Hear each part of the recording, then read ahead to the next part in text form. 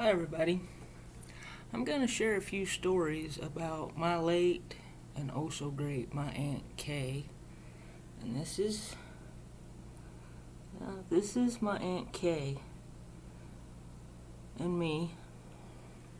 I think it was the last picture that was ever taken of her.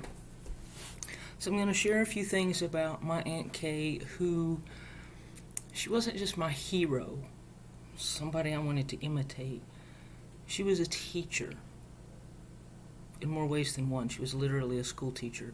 But she was a teacher to me, and she taught me a lot of things. She encouraged me in so many ways, with so many things. It didn't seem to matter what my ambitions or my goals or my dreams were. She was supportive and did what she could to help me and encourage me in that. So I want to share a few things about my Aunt Kay.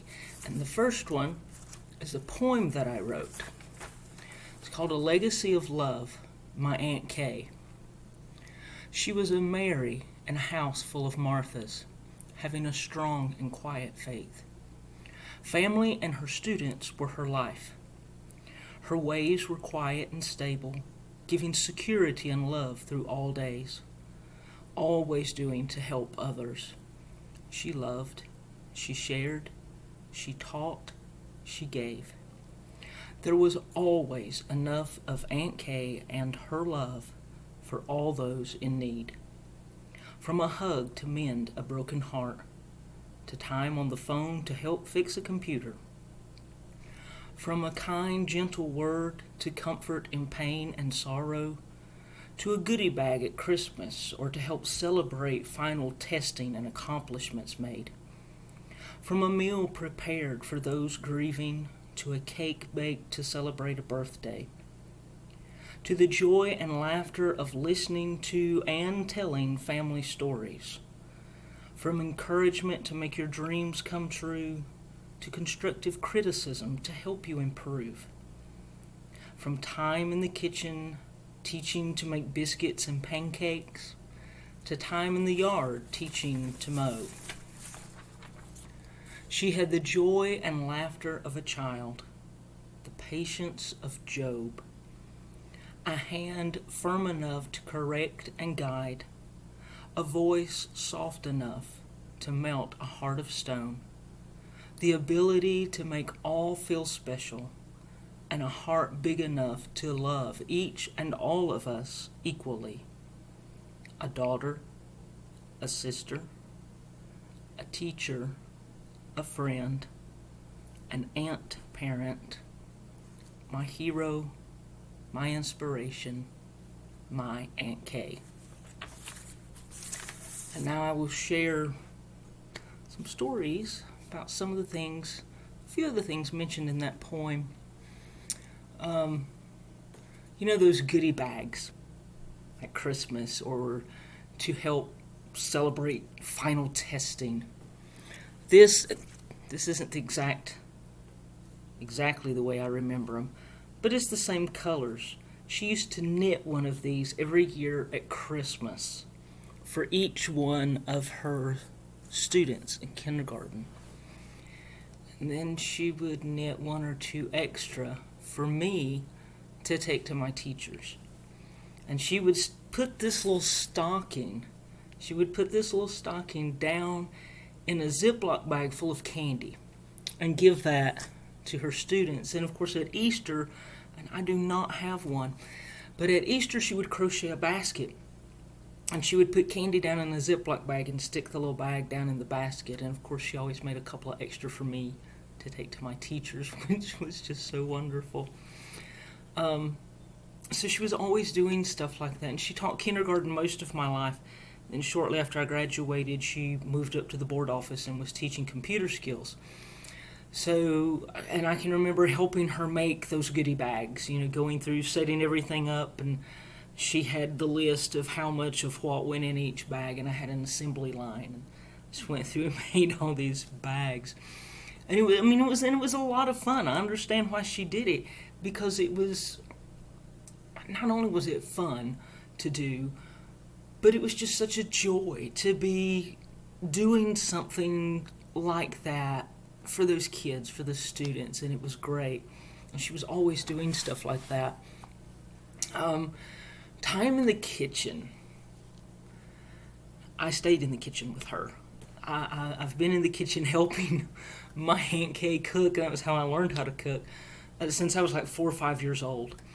So my favorite food when I was little was pancakes, and for some reason they would not let me eat them 3 times a day because I would have, except they wouldn't let me. So I wanted to learn to make pancakes, and my Aunt Kay told me that I had to be tall enough to stand flat-footed. I can be standing on tiptoe to stand flat-footed and be able to see into the center of the pan, because that way I was tall enough. And then she would teach me how to make pancakes. Life as a child is hard. You're not tall enough to do anything. Nothing. You're not tall enough to do nothing. You're not big enough to do nothing. I would come out every morning and measure myself by the stove. And that stove was made for the Jolly Green Giant. When I was 3, 4 years old, that stove was made for the Jolly Green Giant. It was huge. It was enormous. I was never going to be tall enough. I would be 95 before I was tall enough. And by that time, Aunt Kay would be gone and I still wouldn't know how to make pancakes. Oh, it was so frustrating. The stove never got smaller, and I never got taller, so it seemed. I came out every day. I was measuring myself by the stove. And finally, probably after only like 6 months to a year, finally I was tall enough, and I realized it. So I come flying out of the living room into the kitchen. Aunt Kay, I'm tall enough I can see into the center of the pan. And my Aunt Kay very leisurely got up and she said, we'll see about that. So she brings me into the kitchen and she puts a pan on the burner. And then she made me, not only did she make me turn around with my back to her, she said, you turn around and close your eyes. I had to close my eyes. And she was watching. And she didn't have to be turned watching me. Because, like a mama, they got eyes in the back of their head. And she had eyes in the back of her head. She knew if I was watching or not. She knew if my eyes were closed or not. Don't ask me how. She just knew. And so I turned around and closed my eyes. She put something in the middle of the pan. And then she says, okay, you can open your eyes and turn around. And she said, you come stand over here. She's standing behind me to make sure I'm not standing on tiptoe, because I'd done that 1 or 2 times before. Come through and I was almost tall enough to stand on tiptoe. I'm tall enough. And she comes down behind me and it'd be, well, what's in the pan? I'd stand on my tiptoe and she's, no, you have to stand flat-footed. You're standing on tiptoe. You can't do that. She was like, no, you're not tall enough. So, but this time I was literally tall enough. So she put something in the middle of the pan. And she said, okay, come over here. So she's standing behind me to make sure I'm not on tiptoe, because I've done that to her before. Make sure I'm not on tiptoe. And she said, okay, what did I put in the pan? And I don't remember now what it was. It's been 40-some years ago. So I don't remember what it was that she put in the pan. But I told her what it was, whatever it was, a bean or whatever it was that she put in the center of the pan. And she said, okay, you're tall enough. Now, the fabulous thing about this was Aunt Kay didn't look at me and say, okay, great, you're tall enough, and it's getting kind of late, so tomorrow morning, you get up, I'll teach you. No. Aunt Kay didn't do that. Aunt Kay looked at me and she said, you're tall enough. And she reached up on top of the refrigerator with that orange box that said Hungry Jack on it. It's the pancake mix, and all you had to do was add water. And she poured some out in the bowl. She never measured anything. She poured some out in the bowl. She handed me the bowl and she said, go put you some water in it. I'd been doing that forever. I knew exactly how much water to put in. I knew exactly what it was supposed to look like. So I went and got the water in it. We got it all stirred up. And I stood in front of her. And she poured some of that batter out in the pan. And she was giving me all the list. She said, okay. She said, now she said, you see all these little bubbles all the way around, and you can look around the edge of it, and you can see it kind of getting a little bit brown. She said, and it's time to turn it. She said, now, one thing you need to know She said, well, a couple of things. She said, you need to get your spatula all the way up and under the pancake. And she said, and don't hold it way up here. You don't need it way up here. She said, you just lift, because you're just going to flick your wrist. It's all in the wrist. Just flick your wrist. And she had her hand that was like this. It was this big. Her hand was this big. I was 5, okay? I was 5. So Aunt Kay's hand was this big. That big hand over top of mine and had my wrist doing this. She said, that's all you got to do. That's all you got to do. And she said, it's all in the wrist. She said, and you just need to lift it high enough to be able to do that. So I was like, okay. And she had a hold of the pan, and she had her hand, her great big, this sized hand, on top of mine, and we scooped the spatula up and under the pancake, and we just barely lifted it up, and she flicked my wrist like that. That pancake turned so beautifully, I just flipped right over. Beautiful. It was great. And I was so thrilled. I had made my first pancake, and I've been making pancakes ever since. Not every day, but I've been making them ever since. And then, what was another thing mentioned in the poem was time in the yard teaching to mow. That's me again. I'll get to some other things in a minute. Get myself out of the way. But she had the patience of Job. Literally, she had the patience of Job. So Aunt Kay would mow her yard. And Aunt Kay was my hero. So I had to do everything she did exactly the way she did it, and I had to follow her every step she took. And how she put up with that, I'll never know. Because sometimes, I'm telling you, I got on my own nerves. And sometimes I still do. Different story. But I was probably about the same age, about 4 or 5, maybe 6 years old. And I don't ever remember Aunt Kay telling me no when I asked. And probably because if she did, it was so traumatic, I've blocked it out, because it was Aunt Kay who said no. But she could be getting ready to mow the yard. Aunt Kay, can I help you mow the yard? Sure, honey, come on. She always let me help her. Now, in my mind, I was helping. I look back on this now as an adult and I go, I was in the way. I wasn't helping. I was in the way. The lawnmower, and this was way back late 70s into early 80s, lawnmowers didn't have safety features on them then like they do now, such as, now you let go of handles and they automatically cut off, and you let go of the handle back then and it just kept running, and you better not have it sitting on a hill because it would just and so but the handle, the handle come up like that, come across like that. Well, about halfway down was another bar. I don't know, extra support. I don't know. I didn't engineer the thing, so I don't know what it was for. It didn't do anything. It was just there, holding it up, I guess, giving it extra support. So that was the bar I would hold on to. And so I was walking in front of Aunt Kay, so it took her twice as long, I know, to mow that front yard as it otherwise would have. But she, as far as I know, she always let me help. She never said I couldn't. So I told her one time, I said, Aunt Kay, I want to learn to mow the yard. I mean, I can mow the yard for Aunt Kay, and Aunt Kay wouldn't have to do it, right? That would be fabulous. And she told me I wasn't tall enough. And I wasn't, literally, at that time, I wasn't, because I was still holding the bar, halfway through, and I was looking through there. I couldn't even see, I wasn't even as tall as the top of the handle. So I was looking through, and so I wasn't tall enough.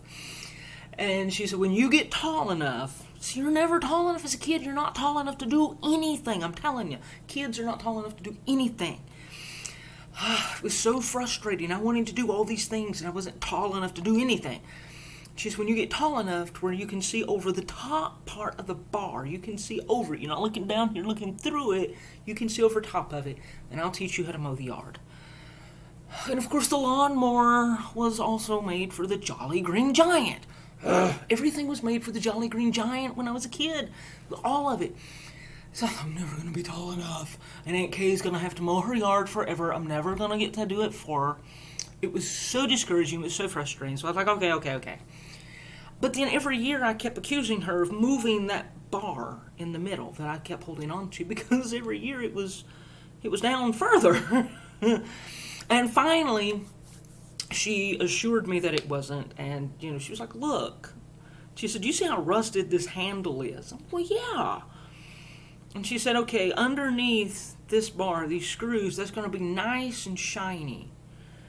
So if I've moved it, it should be nice and shiny right there." She said, "Honey, I've not moved it. It's not any lower down than what it was last year. It's just that you're taller." Took her a little while to convince me of that. But she eventually did, and she, look, last year, you were looking way down through here, and this year, look, you're almost to the top of the handle here, and you've grown, and that's why it seems like that bar's moved. So there was always a big rigmarole about that. But one year, and I wasn't, but maybe about 6 or maybe 7. I don't think it was 7, but I think I was about 6 or 7 years old. And she was getting ready to mow the yard. I was like, "Hey, can I come help you mow the yard?" She was, "Sure, honey, come on." So I come out, I'm standing in front of her. I'm now holding to the top of the handle. I'm not holding that bar in the middle anymore because she moved it and it's too far down. I'd grown and I couldn't reach it anymore. So I was up here holding the top part of the handle with Aunt Kay. My hands were in here and her hands were on the outside. And I looked up at her. And I said, "Aunt Kay, look." And she said, "What?" I said, "Look, I'm tall enough now. I can mow the yard because I'm tall enough, because I can see." Like, I was like a head taller than the bar. I was like way up here and the bar way down here. And I was like, I can see. I'm over top of the bar. I can see over top of the bar. And you promised, when I got tall enough to where I could see over top of the bar, that you would teach me how to mow the yard. Now, this did not turn out like the pancake deal, because she had promised me that when I got tall enough to see over top of the bar, and I wasn't, looking through like this, when I got tall enough that she would teach me how to mow the yard. Well, I pointed out the fact to her that I was now tall enough, like I had, with the pancakes. And I was expecting the same deal, and it didn't work out that way. Imagine my surprise. And she said, "Well, honey, yes, I did tell you that, but I'm not going to teach you how to mow the yard. You're not old enough." She didn't mention anything about my age. She said I had to be tall enough. So I was tall enough, but then in her mind I wasn't old enough, because I was literally only like 6, 7 years old. I got tall enough long before I got old enough for my Aunt Kay, at any rate, to be able to learn how to mow the yard. Well, that made me mad. I still helped her mow the yard. I was still in the way of her mowing the yard. I was walking in front of her. So here we went. I was holding on. I had the top bar. I was holding on to the inside, and Aunt Kay had her hands on the outside. And here we went. Me walking in front of her, and her taking her twice as long. But I was mad, because she promised me, and she didn't say nothing about my age. She just said when I got tall enough, and then I'm tall enough, and she's still not going to do it because she says I'm not old enough. Well, what is that about? So I'm mad. So I'm on old pooch lip, walking around. And we're making a square here, just mowing around the front yard. And she comes back up to where the front steps are, and she stops. I don't know, she goes inside for something. I don't know. The phone rang. She had to go get some water. I don't know. And her last words to me before she went inside the house was, "Jessie, don't touch that lawnmower." Okay. But she went inside.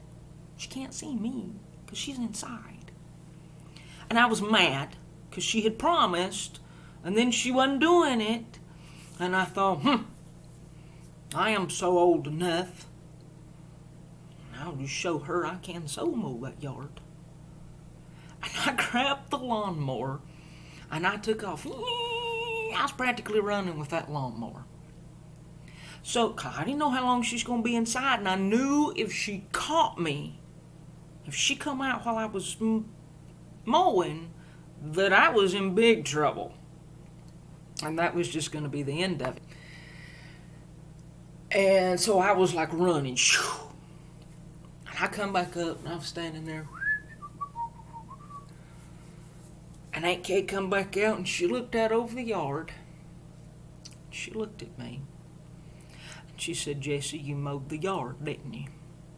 Every peacock tail in the world fanned out in full fan. I was so proud. Yes, I had mowed the yard just like Aunt Kay, and Aunt Kay had noticed. Woohoo! Even better. She seen I'd mowed the yard, and I'd done such a good job, because I mowed it just like she did in my mind. Oh, I was so proud. Yeah, I mowed the yard. I sure did, Aunt Kay. I sure did. Didn't I do a good job? I mowed the yard. She knew how to deflate that balloon. And she did pop it. Just all the air went out. And she said, "Uh-huh. And he's crookeder than a dog's hind leg." And it was. It really was. It was bad. But now she didn't go to that dogwood tree or maple tree and break a switch and tan my hide like, in all honesty, she probably should have. My punishment was then, whether I wanted to or not, I had to go with her, mow the yard, and fix what I had done. I had to go with her and help her straighten out all that I had done. And so that was my punishment. But as a result of my punishment, that was when she taught me how to mow the yard. And she was showing me, okay, you see this nice straight line over here where I've mowed. And you see this, it look like a snake. It was really bad. It was horrible. She said, you see this nice crooked line where you've mowed. She said, okay, you set your wheels just past, just a little bit where I've already mowed, because right between the front wheels, that's all the grass that gets cut. And so you keep it, you get that first row and you get that straight, and then you keep your wheels just on the inside of that line, and you just follow that line, and that's how you keep it straight. And and it took us like 3 rounds to straighten out the one little round that I had mowed. It took us like 3 to get it fixed. It was horrible. But Aunt Kay, she just, she had the patience of Job, and it was always like that. And, a cake baked to celebrate a birthday. I mentioned she was a school teacher. I would come in, whose birthday is it? She would, and I'd say, you're going to ruin it, ain't you? Because she always make a coconut cake. I don't like coconut. So, and some people love it, and they love coconut cake. I'm not one of them. I don't like it. But I would smell a cake baking. And she would bake a coconut cake for the other teachers up at South Hill Elementary School when it was their birthday. Aunt Kay would go, buy the cake mix and everything that was needed to make this coconut cake. I'd be outside playing or whatever, and she'd have that in the oven. I'd come in, or maybe it was already out of the oven, but I smell cake baking. And I'd go, whose birthday is it? And she would tell me which one of the teachers or whoever, she would tell me whose birthday it was. And I remember one time I came in, whose birthday is it? Because I thought, I don't remember it being anybody's birthday. Because by this time I knew kind of when everybody's birthday was.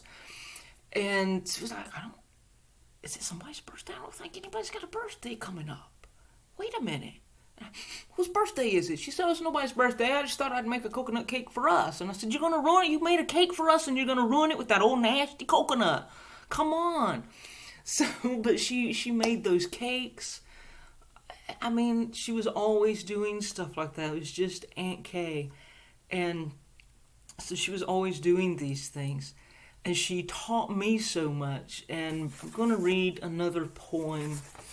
I came through one time somewhere between 10 and 15 years ago. So I've forgotten exactly when because it's been a while, just a day or two. And I write poetry.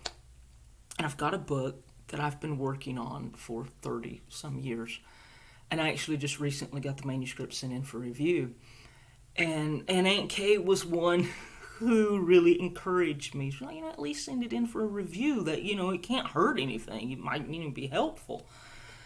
And so I finally got that done. But she got into all of this genealogy and family history stuff, which I myself find fascinating. And she said, I came through one time and she said, I want you to bring me all of your poems. She said, well, bring the book that you're working on. She said, because I think you've added to it and you have some in it that I don't have, but bring me everything that you've written. And I was like, everything? Because that's like a whole bunch. She said, yes, I want everything. I was like, okay. I said, why do you want my poems? It was so cool. It was so awesome. She said, because I want to type them up and put them into the family history. How awesome is that? Right? How awesome is that? So when she got done, after a couple of hours of typing, when she got done, she was handing me my notebooks and journals. All of that stuff, because I have them scattered about in different notebooks and journals. So when she was handing all of that back to me, she was like, I really liked your poems. She said they were really nice. And she said, there was one that it was my favorite. I just loved it. And she said, I can't remember the name of it. And I said, well, do you remember what it was about? So she was telling me what it was about. And I said, was that I a roaming spirit? And she said, yeah. So I opened up the journal that I had it in, and I read the first few lines, and she said, that was it. She said, that is my favorite. So I'm going to close this particular video with this poem because it was Aunt Kay's favorite out of all of the bukus that I had written that she spent 2 hours typing up to put in the family history. This was her favorite, and the title of it is I, a Roaming Spirit. And it was written on New Year's Eve of 2009. I, a Roaming Spirit. I, a roaming spirit, not in barren lands or dry wilderness places. I roam in the forest amongst the trees. I walk upon the soft earthen floor, shaded with occasional clearings. I drink from the cool springs, take shelter under thick shrubs in times of cold and storm. I hear the birds calling as though to direct my path. I feel the warmth of the sun, smell the freshness of the air, the earth. I watch the clouds drift by, see the beauty of each sunrise and sunset. I climb over hills and mountains, walk in the valleys, seeing the beauty each has to offer. I wander through the forest, amongst the trees, my home, wandering but not lost. I, a roaming spirit.